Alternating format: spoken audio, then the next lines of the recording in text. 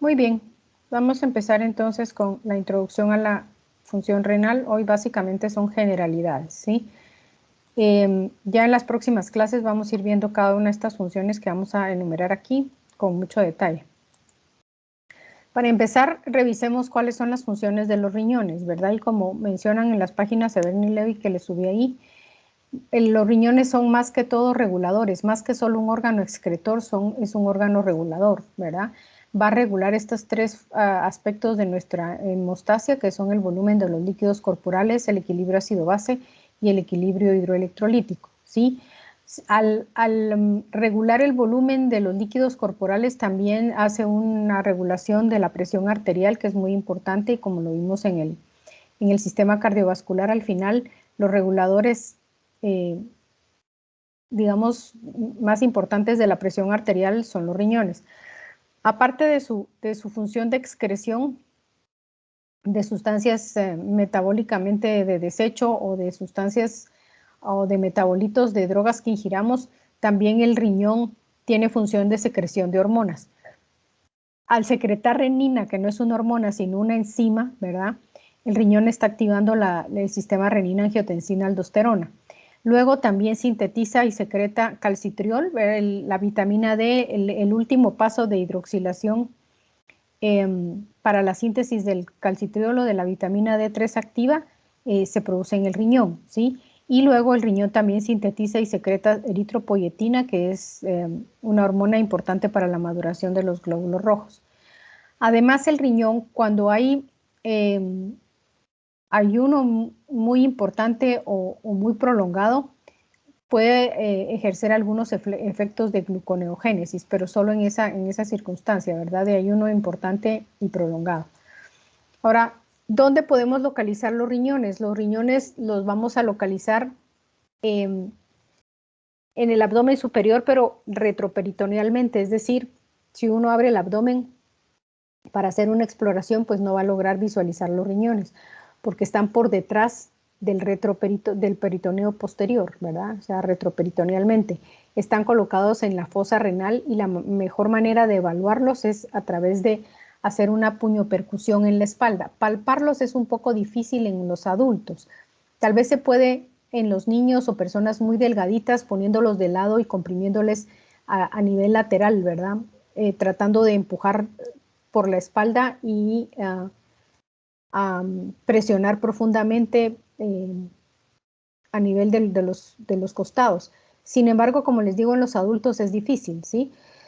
Es más fácil en niños o en personas delgaditas. Ahora, cuando tenemos inflamados los riñones, si percutimos con la mano empuñada, eso se llama la puñopercusión, ¿verdad?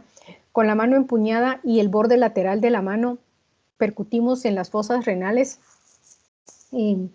que es abajo de la última costilla, ¿sí? Entonces ahí, si el paciente presenta dolor, pues podemos asumir que el riñón está inflamado, ¿sí? Si lo vemos de frente, tenemos que quitar el retroperitoneo y en realidad cuando se hace una nefrectomía, un abordaje, es decir, si quiere quitar un riñón, el abordaje se hace en los costados, ¿verdad? Por ese lado es más fácil abordar y entrar en la cavidad retroperitoneal.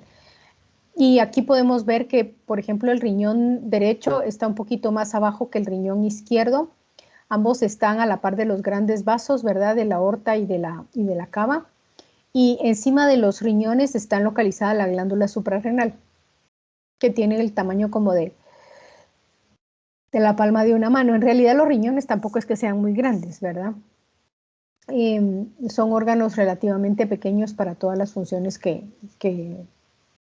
realizan. De los riñones salen los uréteres, que son unos tubos que tienen músculo liso en su estructura y que tienen movimientos peristálticos para empujar la orina desde el riñón hacia la vejiga. Los uréteres se insertan en la pared posterior de la vejiga. Ahí es a donde drenan. Y obviamente la vejiga pues está en la parte baja del abdomen, en el hipogastrio, ¿sí? Si vemos un corte longitudinal de los riñones, podemos ver bien su estructura interna acá, ¿verdad? Macroscópica, ¿sí? Esta es una pieza, ¿sí? Un riñón de una pieza de patología. Entonces podemos ver aquí la corteza renal, que es todo este borde externo, ¿sí? y la médula renal, que es toda esta parte interna del riñón. El riñón está conformado por lóbulos renales, que serían los equivalentes a estos triangulitos con las columnas renales incluidas, ¿sí?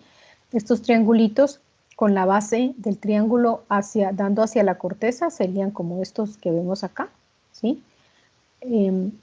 Y estos triángulos terminan con la punta hacia esta parte de aquí que se llama la papila renal, ¿sí? Esto de aquí se llama la papila renal. Y esta papila es a donde drenan todos los conductos colectores de las nefronas que van a drenar su líquido hacia los cálices menores, que serían estos, ¿sí? Los cálices mayores hacia un cáliz mayor acá, y el cáliz mayor drena su contenido hacia la pelvis renal, que es básicamente un ensanchamiento anterior del uréter, ¿verdad? O proximal del uréter. El riñón tiene una forma así como de frijolito con una hendidura en medio, y en esa hendidura está localizado el ilio.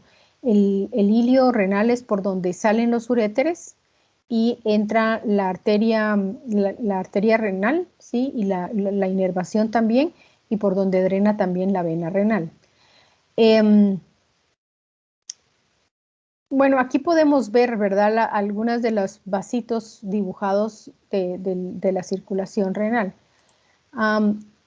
Esto lo vamos a describir en un ratito más detalladamente, pero si empezamos viendo algo muy importante que es el flujo sanguíneo renal, hay que recordarnos que la mayoría de textos mencionan que es el 25% del gasto cardíaco, ¿verdad? Creo que en Guyton es donde mencionan el rango de 22 a 25% del gasto cardíaco, que corresponde a 1.1 o hasta 1.25 litros por minuto. Eso es lo que le llega de sangre y que tienen que mantenerse estable, ¿verdad? Lo que le llega de sangre al riñón del gasto cardíaco. El flujo sanguíneo va a estar determinado por estos tres factores: la presión en la arteria renal, la presión en la vena renal, ¿verdad? Si está fluyendo adecuadamente o si hay obstrucción, o la resistencia vascular renal y de la resistencia vascular renal total, perdón. La resistencia vascular renal total va a ser más importante en estos tres segmentos, que son las arteriolas interlobulares. Estas arterias interlobulares son las que dan origen a la arteriola aferente y a la arteriola eferente. Y los sitios de principal regulación del flujo sanguíneo renal van a ser precisamente las arteriolas aferentes y eferentes, ¿sí? El riñón tiene dos lechos capilares en serie, es decir, uno seguido del otro, que son los capilares glomerulares. Estos capilares glomerulares tienen como origen la arteriola aferente y drenan hacia la arteriola eferente. O sea, son los únicos capilares que tienen como origen y como salida una arteriola. Por eso manejan presiones tan altas, ¿verdad? Presiones hidrostáticas de 60 milímetros de mercurio. Si ustedes se acuerdan, la presión hidrostática promedio de un capilar sistémico es entre 32 y 35 milímetros de mercurio, mientras que en el capilar glomerular es de 60. ¿Esto qué nos quiere decir? Que el capilar es el glomérulo es un capilar filtrador neto, ¿verdad? Ahí no se van a dar procesos de reabsorción, solamente de filtración. Los capilares peritubulares, por el contrario, tienen una presión hidrostática muy baja, entonces estos van a ser absorbedores, ¿verdad? Como los capilares del intestino. ¿Dónde se originan estos capilares peritubulares? De la arteriola eferente. De ahí salen los capilares peritubulares, y esto también aplica para los vasos rectos. Si vemos aquí un esquema de cómo se va a dar la circulación renal, ¿verdad? Entonces aquí cabalmente de la arteria renal, esta se va a empezar a subdividir en arterias interlobulares o interlobares, ¿verdad? Que sería aquí la arteria renal y aquí se ramifica, y esta sería la arteria interlobar o interlobular. Y después vienen las arterias arciformes o arqueadas, que serían estas de aquí, ¿verdad? Estas, que están sobre la base de las pirámides renales. Luego vienen las arterias interlobulares o interlobulares, que serían estas pequeñas arterias que se pueden ver aquí, ¿verdad? Que aquí están agrandadas. Entonces aquí viene la arteria arciforme y va a originar, se va a ramificar en una arteria interlobular. Y la arteria interlobular es la que va a dar origen a la arteriola aferente, que es este pedacito que vemos aquí, y aquí está el glomérulo, ¿verdad? Lo que no se mira en esta imagen es la arteriola deferente. La arteriola deferente sale de, o sea, también los capilares glomerulares drenan a esa arteriola deferente y estas van a originar todos los vasos capilares que están rodeando la nefrona aquí, ¿verdad? Tal vez lo podemos ver en, vamos a ver, no, aquí no, en otra imagen más tardecito que les pongo. Bueno, los capilares peritubulares van a drenar hacia las venas interlobulares, que serían estas venitas azules que vemos aquí, ¿verdad? Estas de acá son las venas interlobulares. Luego las interlobulares drenan hacia las venas arqueadas a las interlobulares y luego hacia la vena renal, ¿sí? Y luego la vena renal drena directamente hacia la cava. Ahora, si vamos a ver la nefrona, que es la unidad funcional del riñón, hay dos tipos de nefrona que podemos localizar, ¿verdad? En la estructura del riñón. Y son las nefronas corticales, que es esta que podemos ver aquí. La característica de estas nefronas es que son en mayor número que el otro tipo. Se localizan principalmente en la corteza renal, por eso se llaman así. En la mayoría de estas nefronas, el asa de Henle, que es esta curvatura que vemos acá, se mete dentro de la médula renal, pero se queda en la parte externa de la médula renal, ¿sí? Algunas de estas nefronas ni siquiera su asa de Henle se mete dentro de la médula, pero la mayoría sí. Pero es un pequeño segmento del asa de Henle lo que se mete en la parte externa de la médula renal y de ahí sube nuevamente hacia la corteza, ¿sí? Luego están las nefronas yuxtamedulares. Estas nefronas, parte de su estructura, digamos el túbulo contorneado proximal y el distal, y el glomérulo van a estar en la parte inferior de la corteza, entre el límite entre la corteza y la médula, ahí se va a ubicar el glomérulo, y parte de su estructura va a estar metida dentro de la corteza renal. Sin embargo, ya el asa de Henle, la última parte del túbulo, perdón, la última parte del asa ascendente de Henle, que sería esta de aquí, está todavía metida entre la corteza, pero de ahí entre la médula, pero luego se mete en la corteza y ya el túbulo distal está en la corteza y el conducto, y al final del túbulo distal que se une al conducto colector.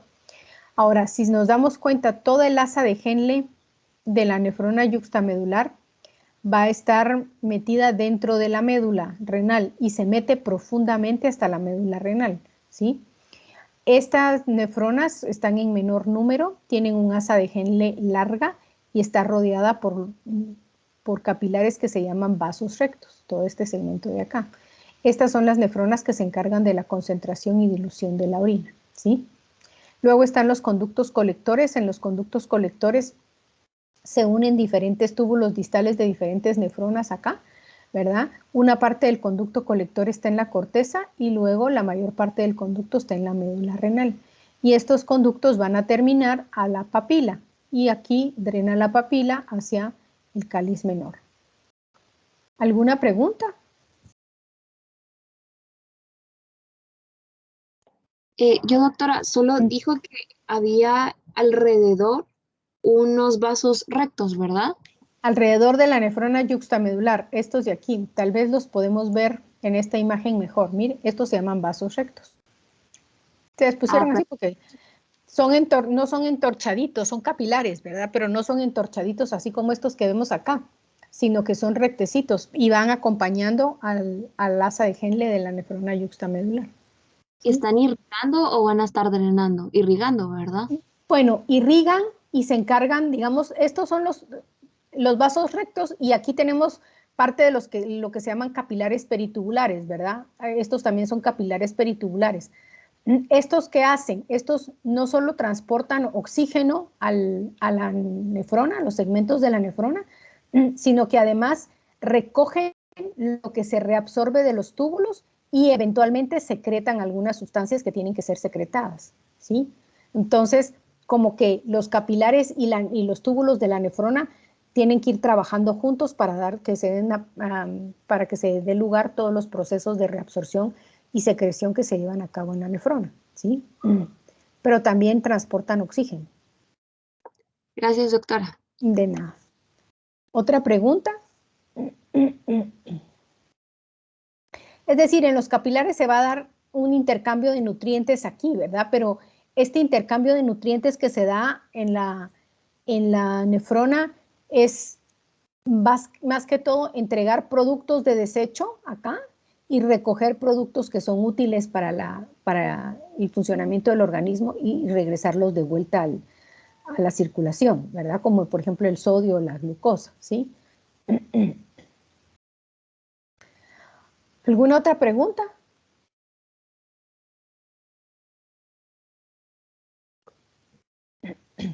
Bueno, vamos a revisar entonces cuáles son los segmentos de la nefrona, ¿sí? Aquí vemos la cápsula de Bowman. Esta cápsula de Bowman es como una bolsita que recoge todo el filtrado glomerular, todo lo que se filtra de los capilares lo recoge la cápsula de Bowman y luego lo drena a esta primera parte de la nefrona que se llama el túbulo contorneado proximal o solo túbulo proximal, ¿sí? Entonces aquí se empiezan a dar los procesos de reabsorción y secreción, es decir, de solutos porque el glomérulo es como un colador, ¿verdad? ¿Qué es lo que cuando ustedes van a colar algo, lo que no pasa a través del colador son partículas grandes, que es básicamente lo que hace el riñón, el glomérulo, ¿verdad? Dejar pasar todo lo que ve en el plasma, excepto partículas muy grandes, ¿sí? Entonces pasa todo el ultrafiltrado, que se llama ultrafiltrado porque lo que no va ahí, la misma concentración de solutos en el plasma, excepto por proteínas y por células, ¿verdad? Entonces pasa todo el ultrafiltrado y se recoge en esta bolsita y ya pasa hacia el túbulo proximal. ¿Qué hacen los túbulos? Los túbulos se encargan de volver a meter a la circulación sanguínea sustancias que son útiles como la glucosa, como aminoácidos, como cierta cantidad de sodio que no esté en exceso en el cuerpo, entonces lo volvemos a reabsorber, cloruro, qué sé yo, bicarbonato, etcétera, ¿verdad? Entonces, en el túbulo proximal se llevan a cabo un montón de procesos de reabsorción y algunos procesos de secreción. Es decir, que salen de la circulación sanguínea sustancias que no necesitamos para nada y que no fueron coladas, digamos, y que se fueron en la arteriola aferente y que van en los capilares peritubulares, pues entonces vuelven a salir por aquí, ¿verdad? Hacia el túbulo. Entonces, ¿por qué tenemos este tipo de célula con microvellosidades y con unas arruguitas aquí, invaginaciones en la membrana vasolateral? Porque el túbulo proximal es como que el que más trabaja de toda la nefrona.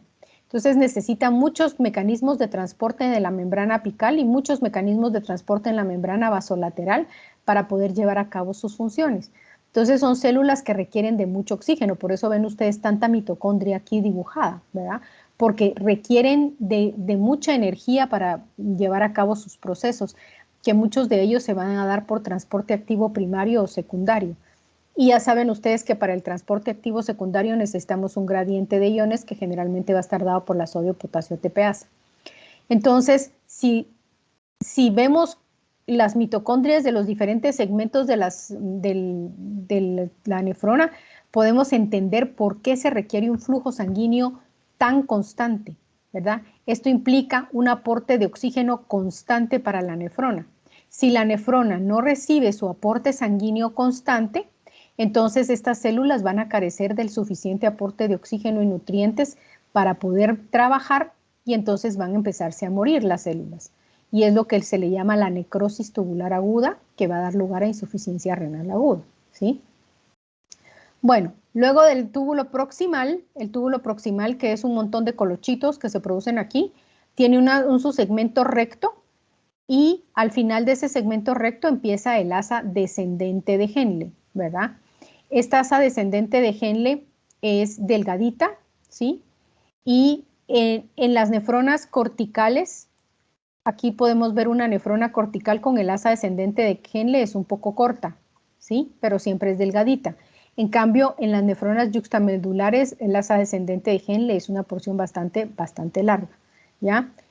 ¿Qué se lleva a cabo aquí? Aquí se lleva a cabo solo reabsorción de agua.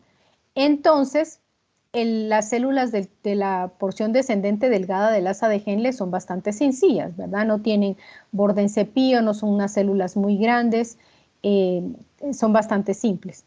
Luego viene este ganchito acá y se va a producir aquí o viene a continuación el asa ascendente delgada de Henle. En la nefrona cortical, si regresamos acá, vemos que no tiene porción ascendente delgada, es solo este pedacito de aquí, solo tiene porción ascendente gruesa, pero en la nefrona yuxtamedular sí tiene su porción ascendente delgada un poco larga, ¿verdad? Aquí también hay pocos procesos de transporte.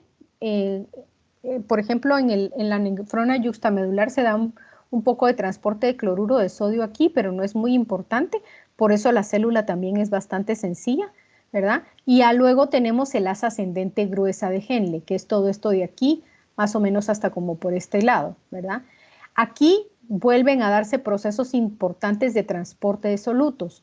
Entonces, también vamos a tener una célula con muchas mitocondrias y con invaginaciones tanto en la membrana vasolateral como en la membrana apical. Estas no tienen borde en cepillo, ¿sí? Las únicas que tienen borde en cepillo van a ser las del túbulo proximal. Luego, hay un órgano importante aquí que se llama la mácula densa, que está al final del asa ascendente gruesa de Henle, que esta vecina pasa muy pegadito a este ángulo que se forma aquí entre las dos arteriolas, ¿sí? Aquí esta mácula densa forma parte de algo que se llama el aparato yuxtaglomerular, ¿sí? Y este aparato yuxtaglomerular con la mácula densa de lo que se encargan es de regular el flujo sanguíneo renal, ¿sí? Tiene una función importante en la regulación del flujo sanguíneo renal. Al terminar el asa ascendente de Henle, ya entonces se produce el túbulo distal, se origina el túbulo distal, que también sigue teniendo procesos de transporte de solutos importantes, con invaginaciones en su membrana apical y vasolateral y muchas mitocondrias. Y luego ya se originan los conductos colectores. El túbulo distal se une hacia los conductos colectores. El conducto colector se va a dividir en una porción cortical y una porción medular. En la porción cortical del conducto colector vamos a encontrar dos tipos de células, que son las células principales y las células intercaladas. Estas juegan un papel importante en el manejo renal del potasio y en la regulación del estado ácido-base. Normalmente nuestra orina, como producimos más protones, ¿verdad? Más iones hidrógenos por nuestro metabolismo, sobre todo si es metabolismo muy dependiente de dieta con proteínas. Entonces, vamos a estar excretando normalmente una orina ácida con más iones hidrógeno. Eventualmente, si nuestro sistema se alcaliniza mucho, ¿verdad? Si nuestro pH eventualmente sube un poco, entonces estas células intercaladas van a ser de dos tipos. Unas que secretan hidrógeno, que son las que funcionan casi todo el tiempo, y otras que secretan bicarbonato. Esto es cuando se dan procesos de alcalosis, ¿verdad? Estas van a botar bicarbonato. En la parte medular interna del conducto colector ya solo se van a llevar a cabo procesos de transporte de agua. Entonces también las células ya tienen menos mitocondrias y son menos complejas en sus membranas, ¿sí? ¿Alguna pregunta aquí?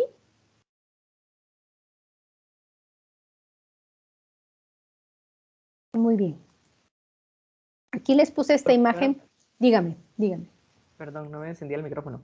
Pero lo que yo le iba a preguntar es de que si prácticamente en un paciente con insuficiencia renal, en este caso, ¿verdad? Todo el procedimiento que realizan los diferentes túbulos, cuando se habla de la diálisis, esto es lo que realiza la diálisis específicamente, ¿no? Así es, esto es lo que realiza la diálisis.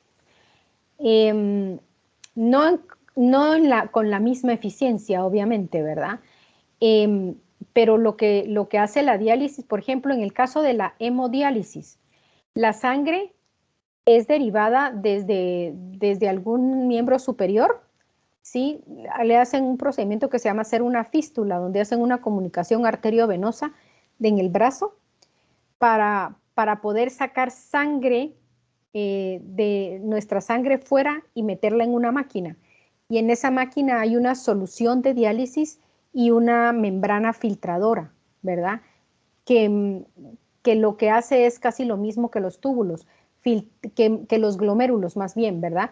Filtrar sustancias que no nos sirven y hacer que sustancias que sí nos sirven permanezcan dentro del sistema, ¿verdad? No hay procesos así de reabsorción ni de secreción tan eficientes como en el riñón, pero lógicamente se va a dar un intercambio de solutos a través de esas membranas dializadoras que tratan de mantener la concentración plasmática de solutos más o menos estables, ¿verdad? Pero lógicamente nunca van a funcionar tan perfectamente como los riñones, pero sí, eso es lo que se hace.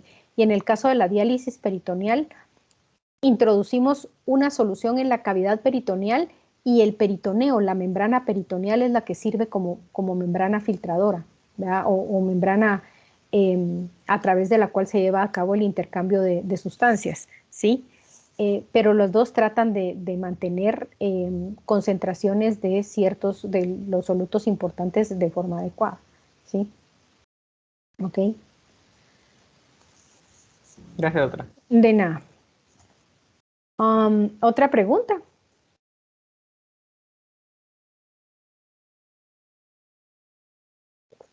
Muy bien. Pues esta imagen que les puse aquí es para que miremos la dirección de los flujos tubular, que es lo que va aquí en los tubulitos, en el esquema de los tubulitos renales, y el flujo sanguíneo que va en los capilares, ¿verdad? Este es un flujo que se llama flujo contracorriente. Y esto nos va a servir principalmente en las nefronas yuxtamedulares para la concentración y dilución de la orina. Entonces, ven ustedes cómo aquí viene la arteriola aferente, pasa por los glomérulos, ¿sí? Luego drena hacia la arteriola eferente y la arteriola eferente es la que va a originar los capilares peritubulares y los vasos rectos. Y entonces la sangre va en esta dirección, ¿sí? Va recogiendo y soltando sustancias acá y luego drena hacia las arterias interlobulares. Ahora, el flujo tubular, ¿sí? Entonces aquí sale todo el fluido, todo el ultrafiltrado hacia la cápsula de Bowman y pasa inmediatamente hacia el túbulo proximal, hacia el asa descendente de Henle, luego sube hacia el asa ascendente de Henle en un sentido contrario al que va el flujo de sangre, si se dan cuenta. Asa ascendente de Henle, túbulo proximal y luego conductos colectores para lo que ya es formar la orina, ¿ya? Entonces, este flujo contracorriente es el que ayuda a todas las funciones de reabsorción, secreción y sobre todo a la dilución y concentración de la orina, como vamos a ver en su momento. Vamos a revisar entonces ahorita un poco de la estructura del glomérulo que es tan importante. Sí, aquí tenemos varios, este dibujo, ¿verdad? En donde podemos ver los capilares, esquematizados los capilares glomerulares con sus podocitos que los recubren, ¿sí? El espacio de Bowman donde se acumula el ultrafiltrado, la arteriola aferente con sus células yuxtaglomerulares o células granulares, aquí estas células producen renina, y la arteriola eferente, ¿ya? Este de aquí se llama el polo urinario del glomérulo y este es el polo vascular del glomérulo, ¿sí? Aquí podemos ver dos cortes histológicos de los glomérulos renales y en este se ve perfectamente el espacio de Bowman que rodea los capilares, ¿verdad? Esta es la imagen que tienen en las hojitas de Bernie Levy y aquí podemos ver todas las partes del corpúsculo renal. Se le llama corpúsculo renal al conjunto que forma la cápsula de Bowman con los capilares glomerulares, ¿sí? Entonces ven ustedes cómo los capilares glomerulares se meten como en esta bolsita que se forma aquí, una bolsita como ciega anterior al túbulo proximal y entonces ahí están metidos los capilares, ¿verdad? Esta parte de la cápsula de Bowman está recubierta por un epitelio plano que es lo que se llama el epitelio visceral de la cápsula parietal de la cápsula de Bowman y se continúa con el epitelio visceral que es el epitelio que rodea los capilares. Ahora, este epitelio es modificado conforme se va desarrollando los riñones y las células en lugar de quedarse así planitas como ven acá, se transforman en los podocitos, ¿sí? Y estos podocitos, que tal vez los podemos ver mejor acá, ¿verdad? Aquí, tienen otra microfotografía muy parecida a esta en las hojas de Bernie Levy. Estos podocitos van a rodear los capilares glomerulares en una forma analógica como hacen los astrocitos en los capilares del cerebro, los rodean, ¿verdad? Luego aquí vemos los capilares glomerulares y aquí tenemos un tejido de sostén que son las células mesangiales. Forman un tejido de sostén que además sintetiza prostaglandinas y factores proinflamatorios. En el polo vascular tenemos la entrada de la arteriola aferente con las células granulares, células mesangiales extraglomerulares que también sirven de sostén. Y aquí tenemos la parte del túbulo, de los túbulos renales, la parte final del haz ascendente de Henle, en donde se encuentra la mácula densa, que son todas estas células. Estas células se comunican rápidamente con las células granulares. ¿Qué función tienen las células de la mácula densa? Son quimiosensores y mecanosensores. Quimiosensores porque perciben la concentración de cloruro de sodio que va en el fluido tubular, ¿sí? Como el cloruro de sodio es una molécula que se reabsorbe activamente y que es muy importante, básicamente, y muy abundante, básicamente es lo que sirve de marcador para saber qué tan bueno está el flujo sanguíneo por los capilares glomerulares, ¿verdad? Si hay un buen flujo sanguíneo, va a haber una adecuada concentración de cloruro de sodio en el fluido tubular, ¿sí? Si es bajo el flujo sanguíneo, entonces la concentración de cloruro de sodio disminuye porque a menos flujo sanguíneo, menos filtración, ¿verdad? Entonces llega al haz ascendente de Henle poca cantidad de cloruro de sodio. Entonces eso lo perciben los quimiosensores de la mácula densa. Y también hay mecanosensores. Mencionan en Bernie Levy que todas las células excepto las intercaladas tienen un cilio no motor, ¿verdad? Un cilio que se mueve y que está detectando la velocidad del flujo tubular, y eso se da principalmente aquí, ¿verdad? En la mácula densa. Entonces, si el flujo es abundante y va a buena velocidad, el ciliecito ese se mueve, y entonces eso está indicando como un mecanosensor que el flujo tubular es adecuado. Y es adecuado porque hay un adecuado flujo sanguíneo a través de los capilares y se da una buena filtración, ¿verdad? Entonces, cuando no hay adecuada concentración de cloruro de sodio y el flujo tubular va muy lento, entonces eso es percibido por estos sensores, se comunica con las células granulares, y las células granulares eventualmente van a producir renina y se va a desencadenar el sistema renina-angiotensina-aldosterona. También pueden producir una pequeña cantidad de angiotensina 2 y entonces esto va a regular el diámetro de la arteriola aferente o principalmente aferente, ¿verdad? O de la eferente, para regular el flujo sanguíneo y aumentar la cantidad de sangre que entra al glomérulo y que permanece dentro del glomérulo, y aumentar con eso la tasa de filtración glomerular, o sea, la velocidad y la cantidad de líquido que es filtrado aquí, ¿verdad? ¿Preguntas?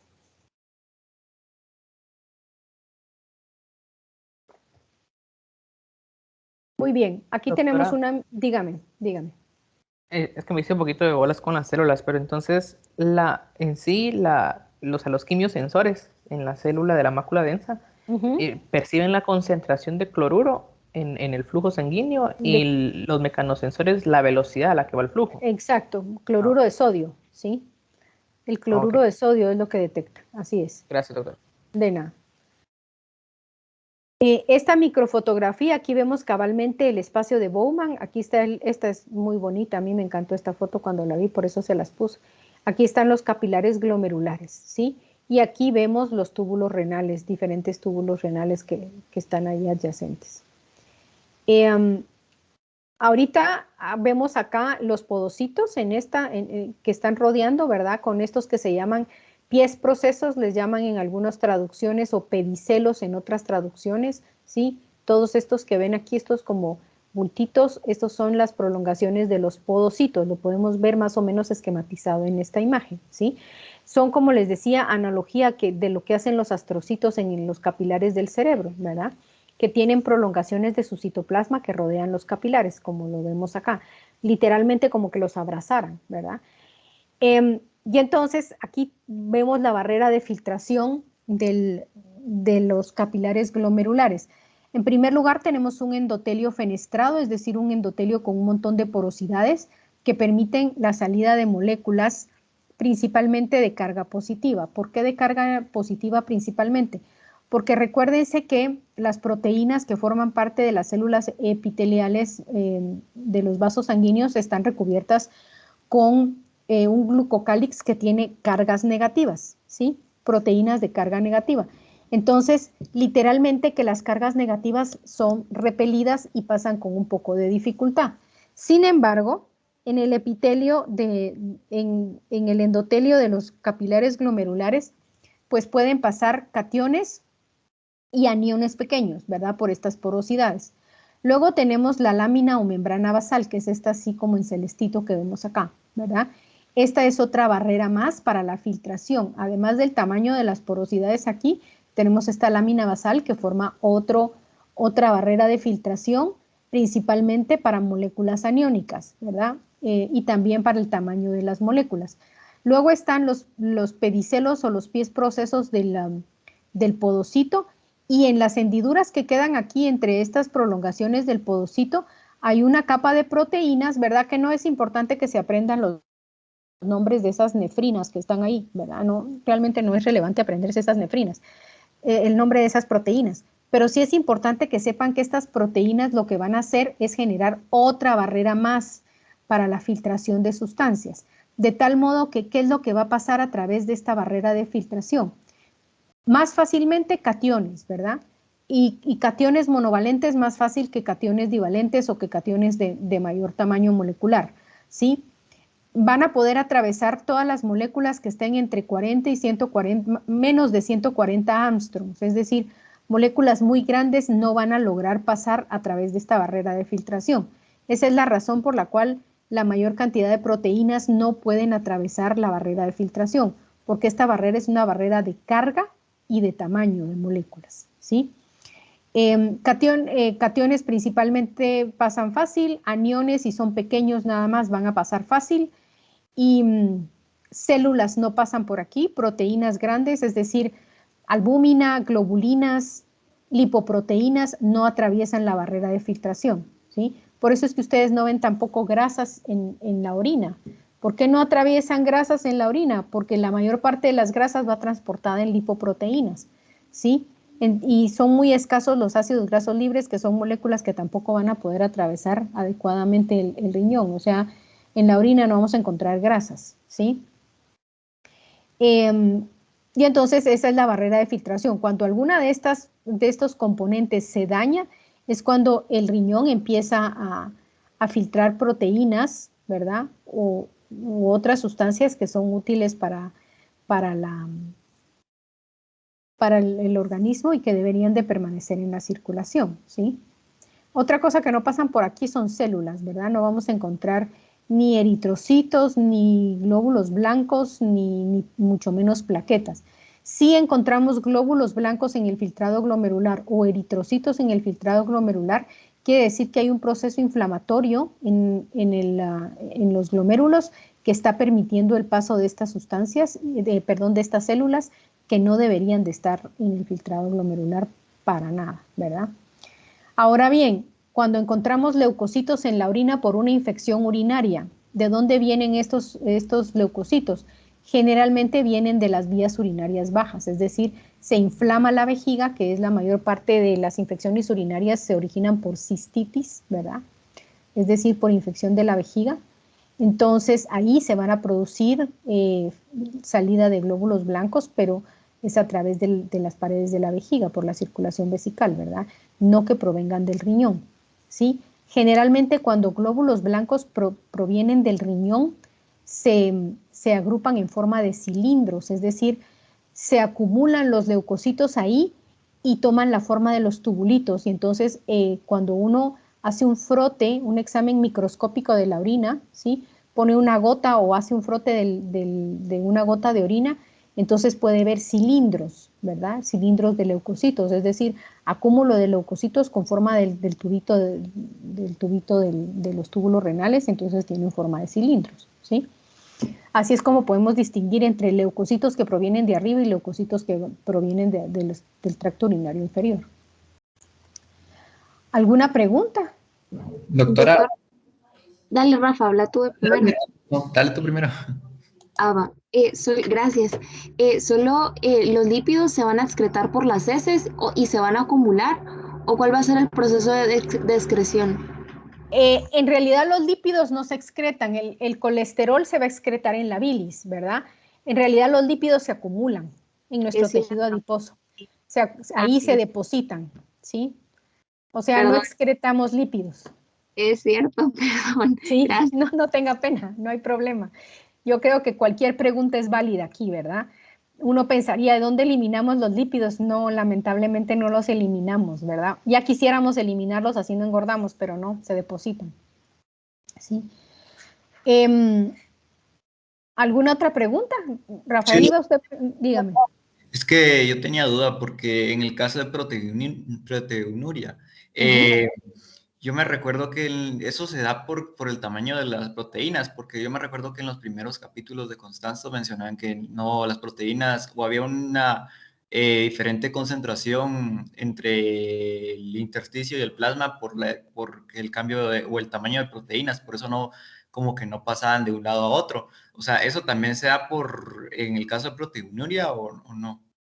En el caso en realidad la proteinuria es anormal, ¿verdad? Es patológica. En el riñón, en la orina, usted cuando hace un examen de orina no va a encontrar proteínas en la orina. No, cero. No debe haber proteinuria, ¿sí? Eso es anormal. Eso implica que hay un daño en la barrera de filtración y entonces está permitiendo el paso de albúmina y globulinas a través de la orina. Pueden haber algunas proteínas pequeñas, ¿verdad? Algunas cadenas peptídicas chiquitas que sí puedan atravesar la barrera de filtración, ¿sí? Con mucha dificultad, pero la pueden atravesar. Ahora, ¿qué pasa con esas proteínas pequeñas? Las vuelve a reabsorber el riñón, las vuelve a meter a la circulación por mecanismos de pinnocitosis, ¿sí? ¿En qué situaciones fisiológicas puede aparecer una pequeña cantidad de proteínas en la orina? Fisiológicas me refiero a que pueden ser normales, ¿verdad? Si una persona ha hecho un ejercicio extenuante y le hacen un examen de orina, digamos con una tira reactiva, inmediatamente después de haber terminado el ejercicio, le va a aparecer una cruz de proteínas en la orina. ¿Por qué razón? Porque entonces el flujo sanguíneo está pasando muy rápido y no da tiempo como que al proceso, a que el colador distinga entre qué proteínas iban a pasar y cuáles no, ¿verdad? Y entonces se filtran más cantidad de proteínas chiquitas y es factible encontrar una pequeña cantidad de proteínas como más o menos 0.5 gramos por decilitro de proteínas en orina, que es una cruz, ¿verdad? Positivo a una cruz cuando uno mira en una tira reactiva, ¿sí? Eso es una pequeña cantidad y es fisiológico por la velocidad del flujo sanguíneo que va pasando por el riñón.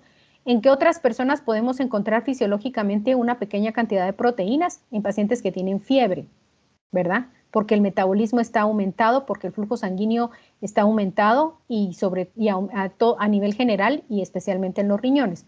Entonces, solo en esas situaciones. De lo contrario, todo otro aparecimiento de proteínas en la orina va a ser patológico. Entonces, no puede haber proteinuria. Eso significa que hay un daño en el riñón de alguna forma, ¿verdad? Gracias, doctora. De nada. ¿Otra pregunta?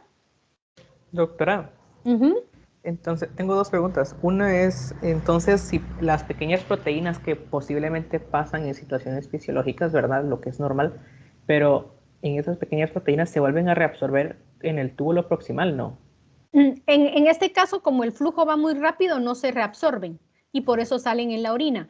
Pero normalmente, digamos, si a una persona que no ha hecho ejercicio le toman una prueba de orina, tiene que salir 0 proteínas, porque si se filtraron en el colador un poquito de proteínas pequeñas, vuelven a ser reabsorbidas en los túbulos, las vuelven a meter. Entonces, nunca le van a aparecer proteínas en la orina normalmente. ¿Sí? Ah, perfecto. Uh-huh, Y yo uh-huh, tenía una pregunta tal vez un poquito, no sé, tonta, pero uh-huh. es que yo he visto, bueno, así personalmente, una tía como que compró unas pastillas, supuestamente de esos que para la grasa y no sé qué, ¿verdad? Uh-huh. Pero supuestamente ella decía de que cuando iba a orinar, en la orina le salían como manchitas de grasa y todo eso. Entonces, si la grasa, obviamente, porque se transporta en moléculas muy grandes como lipoproteínas, no se puede eliminar por medio de la orina, entonces, ¿a qué se debe eso, doctora? En realidad, yo no creo que ella tenga eliminación de grasas a través de la orina. Tal vez piensa que es grasa, eh, pero en realidad no, porque cuando uno mira gotas de grasa en algún fluido, generalmente son triglicéridos. Y los triglicéridos nunca en la vida van a pasar por la orina porque van metidos en lipoproteínas. Yo no creo que ella esté eliminando, se imagina que está eliminando la grasa por la orina. Hay pastillas, hay un medicamento que el genérico se llama Orlistat, que lo que hace es inhibir la acción de las lipasas. Y entonces lo que pasa es que sí se excretan, a la gente le da esteatorrea, ¿verdad? No absorbe los lípidos en el intestino y los excreta por las heces y le da esteatorrea. Sí, o sea, ahí sí va grasa, pero en el riñón no. Definitivamente que por la orina nunca va a excretar lípidos. ¿Sí? Sí, sí me pareció. O sea, yo tampoco le encontré sentido, la verdad, cuando me dijo que orinaba con grasa. No, Pero mire, no sé qué será. de balde discutir con la gente, pero no. Ella se está imaginando que son gotitas de grasa, porque la gente cree que uno todo lo elimina por el riñón, pero no. Ahí definitivamente sí no. Literal, ¿no? Yo lo que le dije fue como que saber que traes es un medicamento, le dije que le está haciendo otras cosas, es que Sí. para mí no hacía sentido, entonces ella solo me dijo, Sí. ay, pues déjame, me voy a adelgazar, me dijo, ah, bueno, pues, Pues está bien. probablemente está tomando eso que le digo, pero lo que va a hacer es tener esteatorrea, ¿verdad? O sea, va a eliminar la grasa que no está absorbiendo, pero por las heces, por ahí, ¿verdad? Perfecto, Y gracias. la otra cosa que puede estar pasando es que acuérdese que uno a veces uno va a orinar y defeca, ¿verdad? Y sobre todo cuando uno tiene esteatorrea va más seguido a defecar porque hace un efecto como osmótico en las heces, y entonces uno defeca más frecuente o hasta le da diarrea. Al rato está mezclando las situaciones, ¿verdad? Y es lo que está viendo es en heces, no en orina, ¿sí? Pero sí, es decir, no se va a poner usted a darle clase de fisiología a su tía, ¿va? No, igual aunque le explique, la va a seguir tomando, entonces, No, ¿para qué? sí, sí, eso así Gracias, es, doctora. de nada. ¿Otra pregunta? Doctora, así que, por ejemplo, en el caso de la rhabdomiólisis es patológico, ¿verdad? Ah, bueno, sí. En la rhabdomiólisis y la rhabdomiólisis de hecho puede producir obstrucción urinaria porque como se rompe tejido muscular, toda la mioglobina pasa a la circulación y no da tiempo de ser metabolizada la hemoglobina y la mioglobina y pueden obstruir, de hecho pueden obstruir los túbulos renales y producir insuficiencia renal si la destrucción muscular ha sido muy grande, muy extensa, ¿verdad? Sí, ahí va mioglobina y principalmente mioglobina, moléculas de mioglobina y pueden obstruir el riñón. Sí, ahí sí. Gracias, doctora. De nada. ¿Otra pregunta? Bueno, vamos a hablar un poquito de la inervación de los riñones. La inervación de los riñones es básicamente simpática, ¿verdad? Aquí no hay inervación parasimpática en el riñón, nunca, ¿sí? ¿De dónde proviene la inervación simpática? Se origina en las fibras que provienen del plexo celíaco y luego entran a nivel del riñón en el ilio y van a inervar todos los segmentos de la nefrona, ¿verdad? Vasos sanguíneos, túbulos renales, el glomérulo, ¿sí? ¿Qué es lo que va a regular la inervación? Va a regular el flujo sanguíneo renal, va a regular la tasa de filtración glomerular, es decir, la velocidad a la que se está produciendo la filtración en el glomérulo, que eso depende del flujo, ¿verdad? Y la reabsorción de sodio y agua, que también depende del flujo. Entonces, si, por ejemplo, hay una hipotensión o una pérdida de volumen sanguíneo, esto es un estrés para el cuerpo y recuérdense que todo estrés va a desencadenar una activación del sistema nervioso simpático. Y una de las primeras cosas que hace el simpático es producir vasoconstricción de una de las dos arteriolas, sobre todo de la eferente. Entonces esto lo que hace es eh, constreñir un poquito la arteriola aferente, ya lo van a entender cuando miremos filtración glomerular, pero para tratar de mantener estable la entrada de sangre y retardar un poco la salida de sangre del glomérulo y mantener los procesos de filtración y reabsorción a nivel de los túbulos renales, ¿verdad? Entonces, cuando se activa, digamos, cuando necesitamos que se produzca vasodilatación en los vasos sanguíneos renales, lo que va a ocurrir es que el endotelio va a liberar sustancias vasodilatadoras. Las prostaglandinas que se liberan en las células mesangiales también producen vasodilatación renal. Perdón, por eso es que tomar antiinflamatorios de forma crónica también eventualmente, sobre todo diclofenaco, también puede dañar el riñón, porque le quitamos un factor vasodilatador, ¿verdad? Al riñón que eventualmente se necesita para regular el flujo sanguíneo, ¿sí? Entonces, ¿cuándo se va a vasodilatar el riñón? Cuando se liberen sustancias vasodilatadoras de las células mesangiales u óxido nítrico de las células endoteliales, o cuando se, digamos, disminuye el estímulo simpático al riñón, ¿verdad? Pero aquí no tenemos inervación parasimpática, ¿sí? Otra, hoy sí de tanto hablar ya me puse ronca. Aquí les puse un cuadro donde está el resumen de todas las funciones de los componentes de la nefrona. Esta, si quieren, le pueden tomar una captura de pantalla y entonces imprimirla o tenerla ahí a la mano, porque esto lo vamos a ver con todo detalle, ¿verdad? Todas estas funciones, tenemos una clase entera de función tubular y entonces ahí vamos a ir viendo cada uno de estos procesos, pero ya por lo menos aquí en la tabla se pueden ustedes dar cuenta de que el túbulo proximal es el que más trabaja, en el que se llevan a cabo los principales procesos de reabsorción de solutos y de agua. Luego en el asa descendente de Henle solo se reabsorbe agua. En el asa ascendente de Henle se reabsorbe cloruro de sodio y potasio. Y en el túbulo distal se va a reabsorber sodio, se secreta hidrógeno y potasio, ¿verdad? Y en el conducto colector básicamente es agua. Ahora vamos a platicar un poquito del tracto urinario inferior, pues esto no está en los textos, pero sí es importante que ustedes sepan. El tracto urinario inferior está compuesto por la vejiga y la uretra, ¿sí? Los uréteres, como pueden ver ustedes acá, vienen y se insertan en la pared posterior de la vejiga, ¿sí? La vejiga es una bolsita rodeada de músculo, que se llama el músculo detrusor de la vejiga, ¿sí? Esto que ven acá se llama el cuello vesical, que es donde se estrecha la vejiga y se origina la uretra, ¿sí? La uretra tiene unas capas de músculo liso que forman el esfínter interno de la uretra y una capa de músculo estriado que forma el esfínter externo de la uretra y al que también ayudan los músculos del piso de la pelvis, ¿verdad? Principalmente más en las mujeres que en los varones. Aquí tenemos un esquema. ¿Alguien tiene abierto su micrófono ahí? Aquí tenemos un esquema del tracto urinario inferior masculino y femenino, ¿verdad? Aquí es donde nos damos cuenta de que pues somos diferentes, querramos o no, ¿verdad? Y entonces podemos ver aquí la vejiga urinaria en el varón. Estas que vemos aquí son las vesículas seminales y este ensanchamiento acá es la glándula prostática, ¿sí? Entonces la primera parte de la uretra masculina pasa en medio de la próstata, ¿ya? Cuando los varones llegan alrededor de los 40 años, la próstata se puede llegar a inflamar, se le llama hiperplasia de la próstata, ¿sí? No es que sí, bueno, sí, se puede inflamar también, aparte de que crece, ¿verdad? Y entonces comprime la uretra prostática y esto les dificulta la micción a los varones.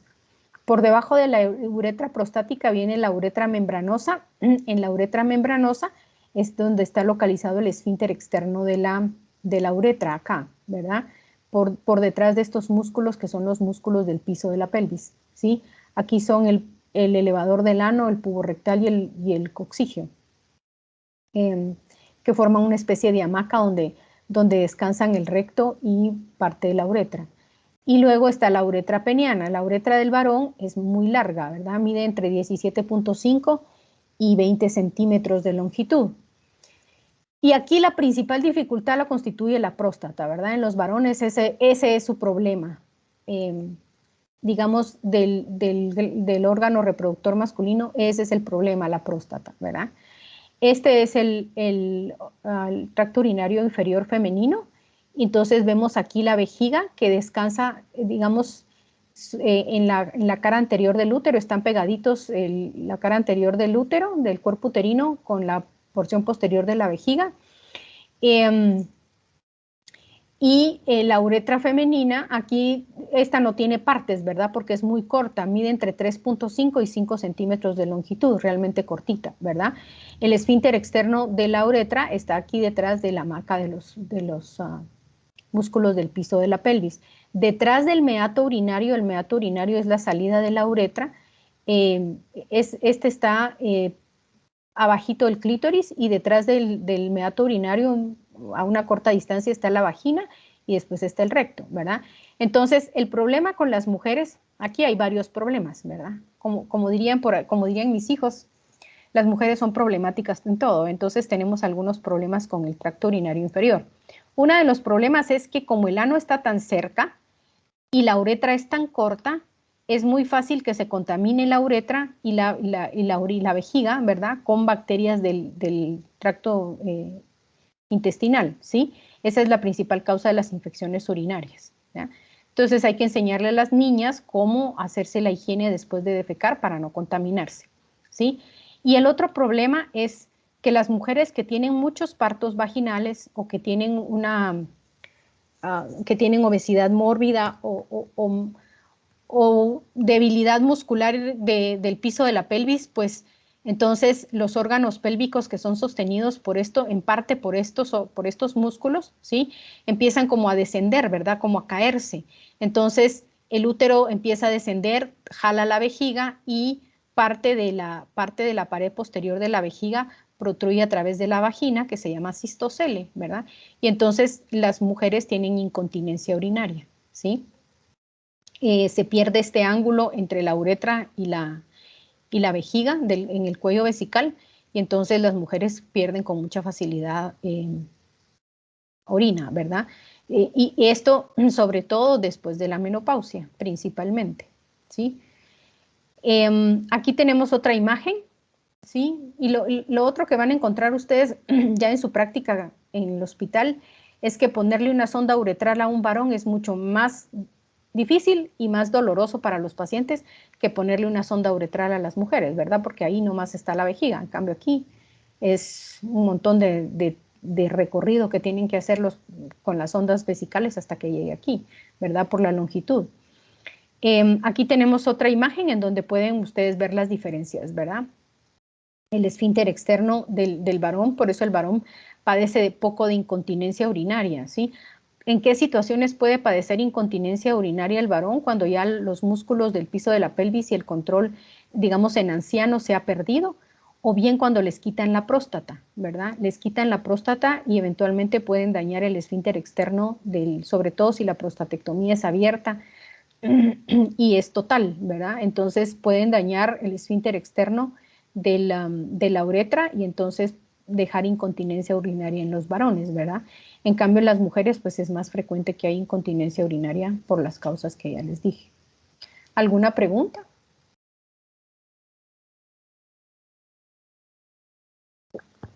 Bueno, la vejiga está inervada por fibras simpáticas y parasimpáticas, ¿verdad? La simpática está formada por los nervios hipogástricos que provienen del segmento L2.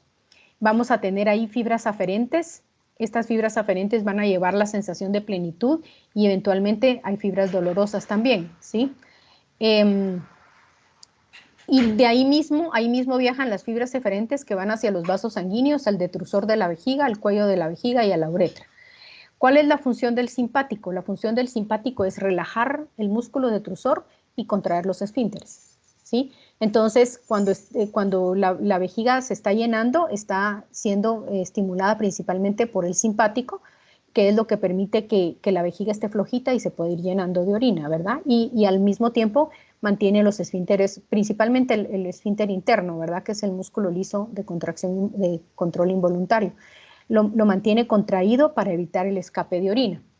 Luego, la inervación parasimpática proviene del plexo sacro de los segmentos S2 y S3 que originan los nervios pélvicos y que van a ir y van a inervar el detrusor, el cuello vesical y también el esfínter de la uretra.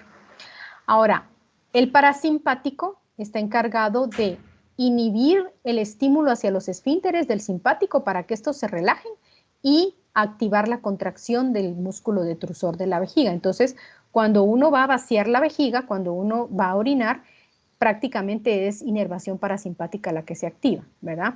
Ahora, el esfínter externo de la uretra, como ese es músculo estriado, es de control voluntario y está inervado por el nervio pudendo, el mismo que inerva el esfínter externo del ano, ¿verdad? Entonces, este es el que nosotros apretamos cuando todavía no es hora de ir al baño y tenemos que esperarnos, ¿sí? Hay otros nervios que inervan los músculos del piso de la pelvis que también vamos que activamos cuando apretamos el piso de la pelvis para la continencia, ya sea urinaria o fecal, ¿verdad? Y en esta figura tenemos el ciclo normal de la micción, ¿verdad? Mientras que la vejiga se está llenando, tenemos el músculo detrusor relajado y los esfínteres están apretados, ¿verdad? Más o menos la capacidad de la vejiga es entre 300 y 500 mililitros, ¿sí? 500 mililitros ya casi se llenó la vejiga por completo. Pero cuando está más o menos a la mitad de su llenado, entre 200, 150, 200 mililitros, es cuando nosotros tenemos la primera sensación para expulsar la orina, ¿verdad? Pero si no es apropiado ir al baño, entonces contraemos el esfínter externo y después de un tiempo el músculo liso vesical se adapta al nuevo volumen y se relaja, ¿sí?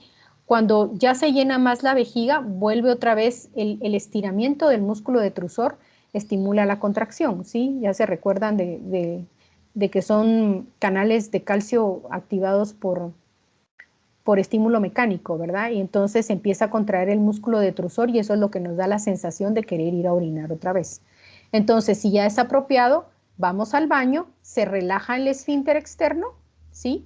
Y se contrae el músculo detrusor y entonces ya se produce la micción, ¿verdad?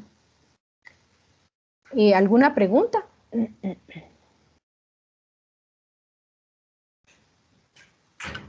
Muy bien. Para terminar, solo vamos a revisar un par de cosas importantes para que ustedes recuerden para los próximos temas, ¿verdad? La formación de orina va a ser resultado de 3 procesos importantes que son la filtración glomerular, que es este que vamos aquí, ¿verdad? Salida de todo el ultrafiltrado hacia la cápsula de Bowman y hacia los túbulos renales, la reabsorción desde los túbulos hacia los capilares, ¿sí? Y la secreción, que es la salida de sustancias desde los capilares hacia los túbulos para que se produzca la excreción. Entonces, la excreción urinaria es el resultado de la filtración menos la reabsorción más la secreción. Ahora, no todas las sustancias sufren de estos procesos, ¿verdad? Y aquí lo vemos ilustrado, esto lo tomé de Wheaton. ¿Qué sustancias van a sufrir qué procesos? Y esto lo vamos a ver con detenimiento cuando veamos túbulos renales, el proceso tubular. Pero van a haber sustancias que se van a filtrar, ¿verdad? No van a ser ni reabsorbidas ni secretadas, solo se filtran, ¿sí? Por ejemplo, la inulina, que es un pigmento que se usa para medir función renal. Entonces, se administra por la vía intravenosa y cuando pasa por el riñón, pues solo se filtra y sale, ¿verdad? Por supuesto que hay que entender que para que eliminemos ciertas sustancias del cuerpo, no se van a eliminar por completo en el primer paso de la sangre por el riñón. La sangre tiene que circular varias veces por el riñón con esa sustancia ahí hasta que se pueda eliminar por completo, ¿verdad? No se van en el primer paso. Pues entonces, por ejemplo, la inulina solo se filtra. Aquí tenemos el ejemplo de filtración y reabsorción parcial, como que, por ejemplo, el cloruro de sodio, ¿verdad? El cloruro de sodio se va a filtrar aquí sobre el sodio. Pensemos solo en el sodio mejor. Parte del sodio se va a reabsorber. ¿Por qué? Porque es necesario mantener cierta concentración de sodio en el cuerpo. Entonces, el exceso de sodio se va en la orina, pero una parte se reabsorbe, ¿sí? Entonces, esto es filtración y reabsorción parcial. Hay sustancias como la glucosa que se filtran, pero la glucosa sí es importante mantener niveles plasmáticos estables. Entonces, nada de glucosa se va por la orina, toda la glucosa se reabsorbe en los túbulos, ¿sí? Y hay otras sustancias, por ejemplo, ácido úrico, creatinina, que se filtran, pero sigue yendo en la sangre. Acá creatinina, por ejemplo, o ácido, ¿qué? Sí, ácido úrico podría ser. Y entonces lo secreta el capilar, ¿verdad? El capilar lo saca y lo mete en los túbulos para que sea excretado, ¿sí? Entonces, las sustancias, dependiendo cuál sea, van a sufrir cualquiera de estos procesos. Y entonces, aquí en esta tablita, donde les puse concentración en plasma, concentración en el filtrado glomerular, que básicamente, si ustedes se dan cuenta, son las mismas concentraciones de solutos. ¿Y qué es lo que vamos a encontrar en la orina, verdad? Si se dan cuenta, el sodio sufre reabsorción parcial, el potasio va a sufrir filtración y secreción, igual el calcio. Aquí es una pequeña parte del calcio, ¿verdad? Porque recuérdense que la mayor parte del calcio se elimina en las heces. El magnesio va a sufrir filtración y secreción, ¿sí? El cloruro también. El bicarbonato va a sufrir filtración y reabsorción parcial, ¿verdad? El sulfato, filtración y secreción. El fosfato igual. La glucosa, filtración total. La urea, filtración y secreción. El ácido úrico y la creatinina, filtración y secreción, ¿sí? Muy bien, ¿alguna pregunta? Doctora, Sí, dígame. yo tenía duda, perdón, con lo de la inervación. Eh, por ejemplo, ¿qué ocurrirá en los casos donde se da una lesión o algún corte, digamos, en L3? O sea, ya no habría fibra o inervación simpática. Habría otra forma como de que el cuerpo tome en vez de beta 2 a beta 1. No, o sea, si hay una sección de L3, acuérdese que cuando posiblemente se pierda la inervación al riñón, pero recuérdese que las catecolaminas también llegan por vía sanguínea, es decir, las catecolaminas de la médula adrenal, ¿verdad? Yo creo que previendo ese tipo de cosas, el cuerpo, el creador es sabio y nos puso otro aporte, ¿verdad? Simpático en caso de que se pierda la inervación propia del riñón. Entonces, pueden llegar nuevamente catecolaminas al riñón, o sea, en este caso sería adrenalina, y en este caso regular la función renal, ¿verdad? El riñón va a tener un mecanismo también, y eso lo vamos a ver en la próxima clase, que se llama autorregulación. Él solito tiene mecanismos para regular su flujo sanguíneo si nos falta la inervación simpática también, ¿verdad? Entonces, ahí no habría ningún problema. Ahora, el problema va a ser con la inervación de la vejiga. Ahí sí, ¿verdad? Sí. Porque ahí sí vamos a perder el control de los esfínteres. ¿Sí? Y si, por ejemplo, pero digamos, o sea, si es en la vejiga, ahí ya no hay otra forma de tener inervación. No, ahí no. Las personas que tienen sección medular, usted va a ver, lo que pasa es que no se mira cuando anda la gente en la silla de ruedas, pues, pero tienen sonda vesical permanente, ¿verdad? Porque están teniendo, es como que si fueran bebés que no contienen sus esfínteres, ¿sí? Entonces no, ahí se pierde, definitivamente se pierde el control de la vejiga y por eso les ponen sonda, ¿sí? Ok, gracias. De nada, ¿otra pregunta? Sí, doctora, una pregunta. En el caso de los pacientes diabéticos que tienen, que pasan glucosuria, que en la afectación glomerular, ¿qué es lo que se ha afectado ahí? La afectación Ahí se ve glomerular. afectado el transporte de glucosa, o sea, los transportadores de glucosa que reabsorben. Eso, como les digo, lo vamos a ver en una próxima clase, pero le adelanto. Lo que pasa es que hay un número limitado de transportadores de glucosa, ¿sí? Se recuerda a los que están en el intestino, el SGLT1 y el SGLT2 que mencionamos. Sí. Bueno, pues esos son los que están en el riñón, pero hay un número limitado. Entonces, cuando hay demasiada glucosa en el plasma y el límite es más o menos 250 miligramos, cuando se sobrepasa ese límite, se saturan los transportadores, se llenan. Entonces ya no pueden seguir reabsorbiendo glucosa, por eso es que nos da glucosuria.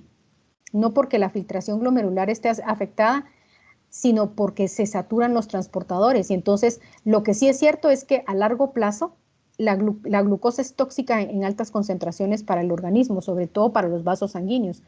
Entonces, un diabético que es no controlado durante mucho tiempo, su vasculatura renal se daña.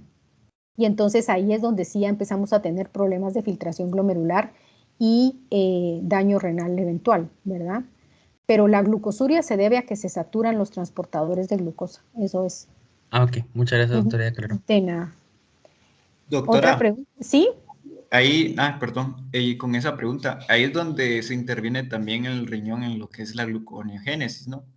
No, no, no, no. La gluconeogénesis solo se va a dar en casos en que uno tenga un ayuno prolongado y muy severo, es decir, pacientes que están en inanición, se llama eso, que tienen, por ejemplo, algún trastorno alimenticio como anorexia nerviosa o bulimia, o pacientes como los de los campos de concentración, ¿verdad? Que no les daban de comer. Entonces, ahí el riñón puede ayudar al hígado en procesos de gluconeogénesis, pero solo en esos casos. ¿Sí? Ya, sí, eso es para mantener la glucosa, ¿no? Para mantener glucosa normal. Sí, exacto. ¿Otra pregunta?